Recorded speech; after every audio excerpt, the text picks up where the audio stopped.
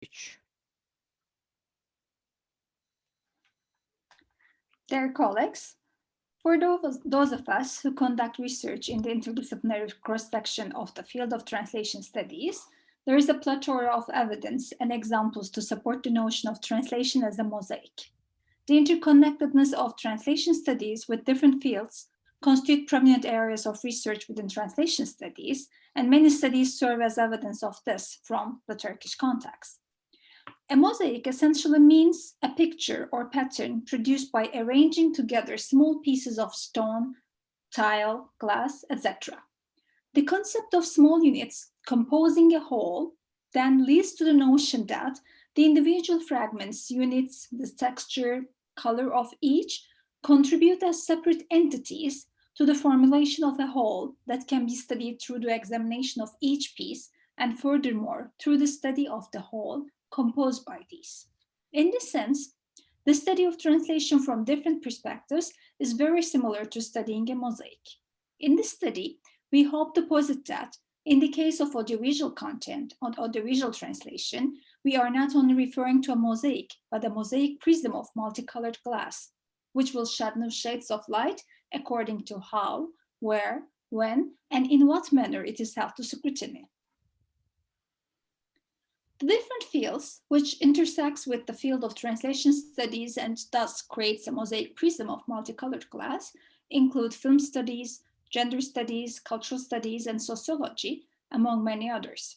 What is important is that while we are experiencing different turns in translation studies thanks to the interconnectedness among the fields, humanities and social sciences also experience a translational turn. Thus, we can talk about the reciprocal exchange between translation studies and other fields. In our contemporary world, we are now enlarging the scope of translation, discussing the figurative meanings attributed to translation, as well as the translation proper, and restudying common concepts from different perspectives. To this end, we would like to discuss the concept of media made accessible through translation of audiovisual material from a feminist translation perspective. The field of audiovisual translation itself is a relatively new field within translation studies with media accessibility, latched either onto the field itself or viewed as an umbrella under which the field exists. This in turn embodies within it the formative and investigative layers of media studies, culture studies, and of course, film studies. When this exceedingly multifaceted prism of studies further enriched by a perspective that also adds to its feminist translation studies, then the working question, the translation or the act of translation, when likened to a multifaceted prism, is further enriched by the multiple facets built on pieces of a mosaic coming together to form a whole. In stating that the translator, a single eye, is looking at a product and in correlation with this, the translation process, we are actually referring to the source text and its multiple layers. We would like to clarify this issue with examples of some of the layers of the source AVT text to be, for example, audio described. In the production of audio description, looking at the product through the lenses of film studies is essential. The product is a product of this discipline, and furthermore, it is a conscious design of elements into a source using the tools of the discipline. Thus, the audio describer needs to deconstruct the product to study it for translation purposes using the tools of the discipline itself. And I think we need to clarify this with some examples. Eyes Wide Shut is a film by Stanley Kubrick, and acclaimed contemporary film that has influences in popular culture. And it is clear that this product will be high on the AD agenda. Kubrick, as you know, is known for his innovative use of cinematography and employs many tools of his trade to create what we call multiple layers of feeling and mood in his masterpieces. One of these layers is the use of lenses and colors in the scenes. Kubrick associates certain colors with characters and their facets and their moods. For example, in Eyes Wide Shut, Alice Hartford, played by Nicole Kidman, as you can see on the screen, is reflected through several color palettes. And this accounts for three facets of her character: the wife, the woman, and the person. Earth tones, for example, are used to account for her relationship with her husband, signaling that she's like soil, ready to be watered, looked after. Furthermore, she has the potential for growth and productivity. Hues of blue, on the other hand, are used to depict her feelings and nostalgia for her never-to-be lover. If you've watched the movie, it's the man she's pined after but never had anything to do with. Associating this with the sea and the sky as opposed to her first facet. Her husband, Dr. William Harford, played by Tom Cruise, is depicted in tones of red as well as dark tones. The sighted viewers may not be fully aware of this use of color, but for a lack of a better expression, the intentional use of different lenses and color does, as proven by studies, affect the way we feel and we react to the scenes.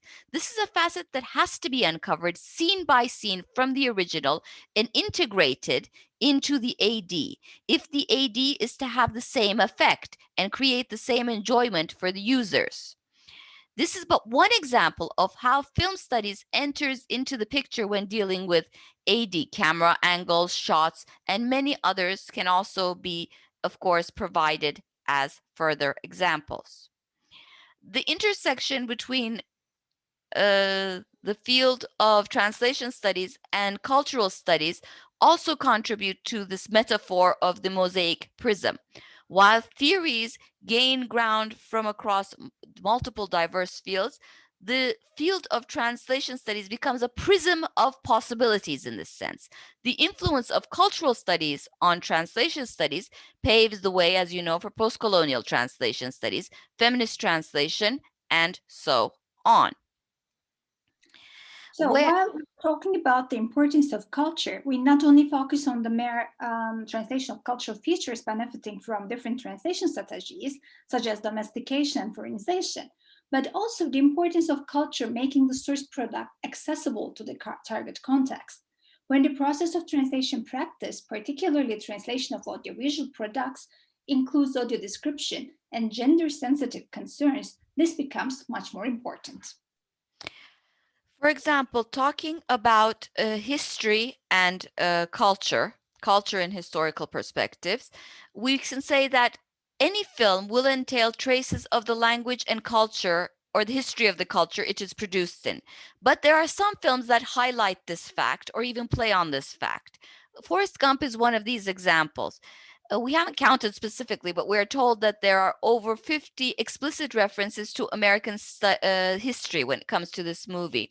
And Forrest Gump also entails many references to contemporary culture, such as the Apple logo on the letterhead, etc. Now, some examples from the film, to make the point more clear are Elvis, for example, is present in the film. He's portrayed as a boarder in the Gump household, and it is said in the movie that he learns his leg movements and hip shaking moves from Forrest.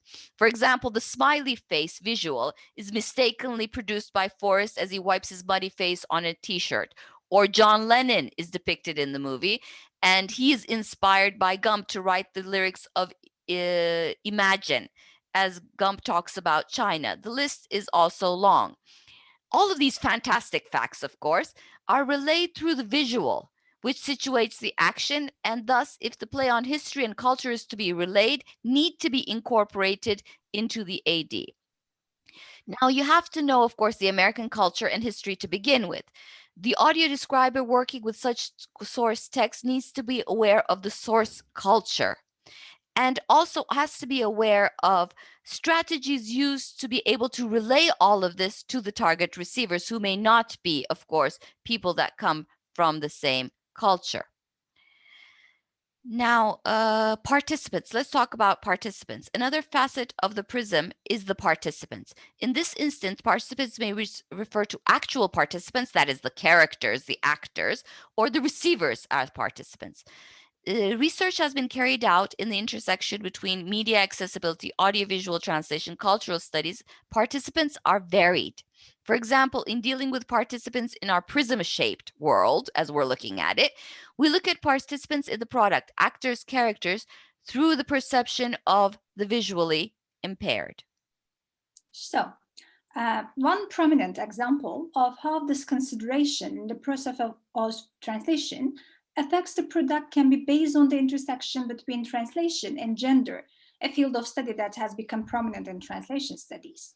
As the number and quality of studies published at this intersection increase, feminist translation studies has become one of the subdisciplines under translation studies. However, it was in the 2000s that a gender perspective became available in audiovisual translation, and there are multiple examples in the Turkish context. To follow through the example with a concrete scene to be audio described. Audio describers should take into consideration different perspectives while translating the products with different aims. Their priorities will be probably different while they are translating a romantic comedy for TV or different digital platforms, or while they are translating a documentary about domestic violence. While comments such as "a female with beautiful eyes" would be sufficient for the receiver to follow the scene, it may be necessary to explain the physical characteristic of a woman who was subjected to male violence. Also, as can be noted on the slide on the left-hand side, we see Jane Fonda, renowned for her beauty and her mesmerizing eyes. But when Jane Fonda is speaking up for feminist ideals, the audio describer may not opt to describe those eyes that have captured millions over a 50-year career. On the other hand, on the right-hand side of the slide, we have an anonymous woman, not famous for her eyes, but since the loss of her eye due to the male violence will be a central issue in a feminist reel, the eye that was irrelevant becomes a major issue.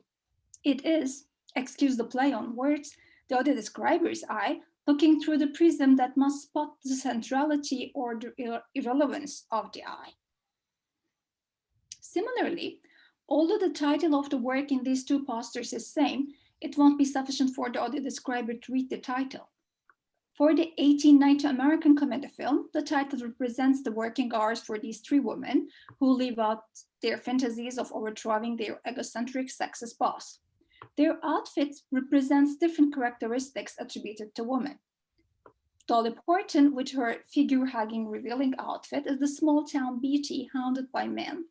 Jane Fonda, with her buttoned-up frilly dress, is the intelligent woman thrown into a domestic setting and trying to work her way out of it. Whereas Lily Tomlin is a female trying to cut her way in the male-dominated work setting by playing down femininity. Therefore, it is important to explain these in detail. On the other hand, other poster on the documentary 9 to 5 focuses on the motto, "We are still working, it's not funny anymore."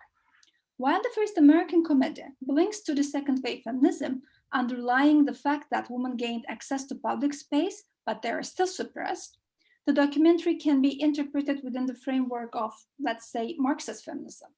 Audio describer who is not aware of these can easily choose to explain other details.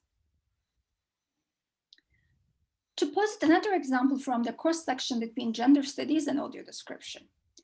So this study is conducted at the intersection of the multiple subdisciplines mentioned above. The aim of the above presented study is to present a gender perspective regarding the gender of employees, audio description text writers, and audio describers, considering the data and feedback from Sebeder, Turkey's most prominent and oldest audio description provider. The voice of the woman audio describers and discourse by the woman audio description text writer are evident parts of the audio description process. When compared with other types of translation, the woman translator is an undeniable part of the product. Her voice is heard. This provides a platform of research as regards finding about women's voice. This study presents not only statistical information, but also data about receivers' choices, and these are interpreted within the framework of feminist audiovisual translation studies. The study also briefly, the previous one actually, briefly gives some statistical data about the gender of the professionals and volunteers practicing audio description. It is seen that 82% of the professionals in the audio description team is female, while 18% of them is male. Interpreting these statistical data, in addition to the statistical data about the gender of the editors, technical staff, etc., working at the association from feminist translation perspective, gives us clues about the access of women to the public space through translation activities. While there have been certain works on the access of women translators practicing technical and literary translation as well as interpreting, This study contributes to the field since it also includes audio description, audiovisual translation, and feminist translation studies. Thus, in looking at AV products from other perspectives that shape the source and target products, we add another facet to our prism. For example, this perspective includes sociological point of view. The practice of audiovisual translation for accessible media becomes a sociological issue, particularly when it is discussed from a gender perspective. Conveying the message for deaf, hard of hearing, and blind receivers may become an activist act itself. Supporting their equal access to media becomes a call for action for most of the translation scholars working in this field. And when we see the field through a prism of Mosaic, there occurs a shift in the hierarchy. While in typical structure, the patron is at the top of the pyramid, in the new structure, it is the end users at the top. Patron is actually following the needs and wills of the end users.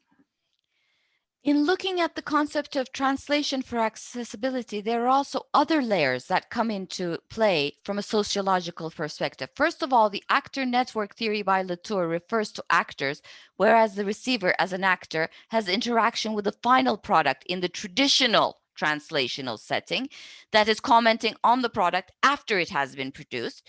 In the accessibility setting, through the use of editors who are themselves disabled, the product is never fashioned without the input from the end users. Never for us without us is a slogan for the UNCRPD, and it is a primary consideration in the inclusion of the disabled in the production process. Furthermore, in dealing with accessible versions, we are moving into the domain of changing social policies. These can range from the signing of international conventions to the regulation of accessible media products. This then ties in with the issue of power that the non-disabled hold in society and the translator's activist endeavors to right this imbalance of power by facilitating access to social products to the disabled. These are just some examples of some facets of AVT and accessibility under the lenses of sociology and translation. As translation scholars, we are aware that different product groups and corpuses will necessitate different work and processes. And that's another thing we'd like to explore.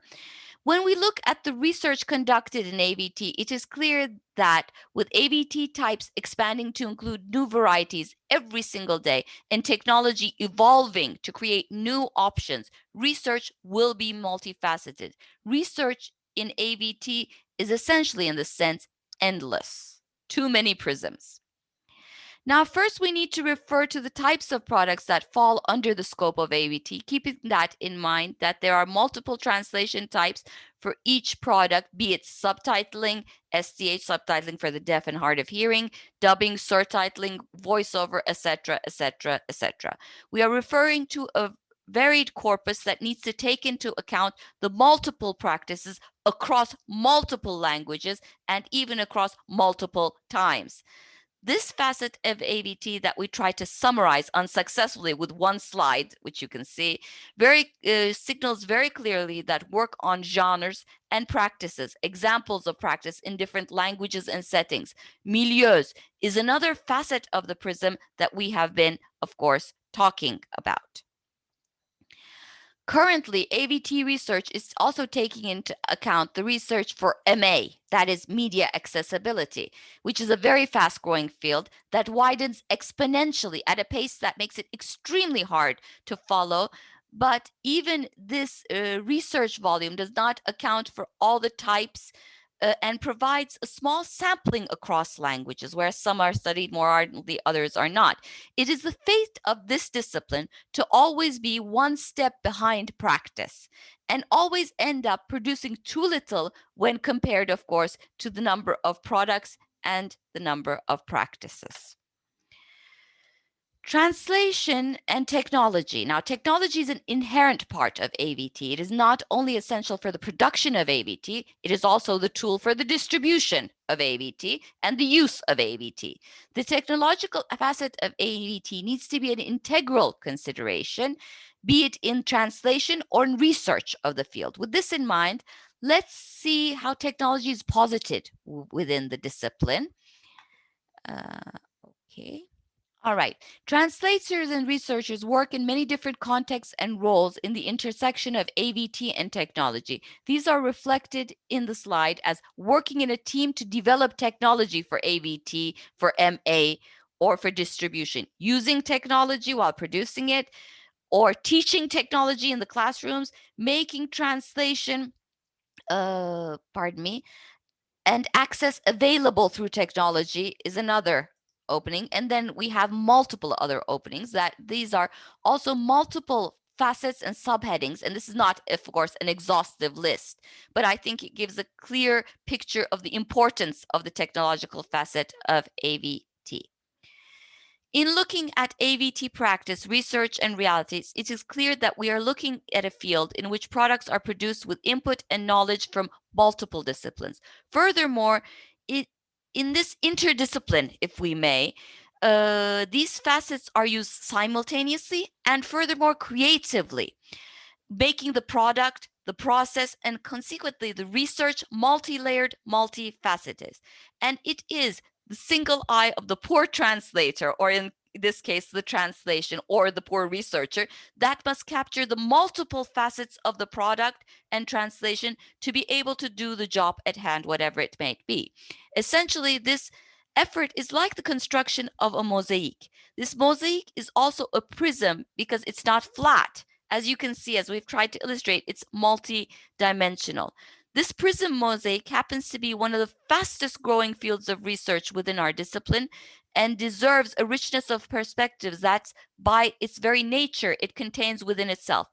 Having provided through simple examples, we hope, with my colleague, Professor Bozkurt, we have multiple eyes that we need to look at, and we need to analyze and produce AVT products and research it accordingly. We wish to conclude on a positive note and state that currently, especially among young researchers, there's an increasing interest in the field, both around the world and hopefully in Turkey. Thank you for being with us.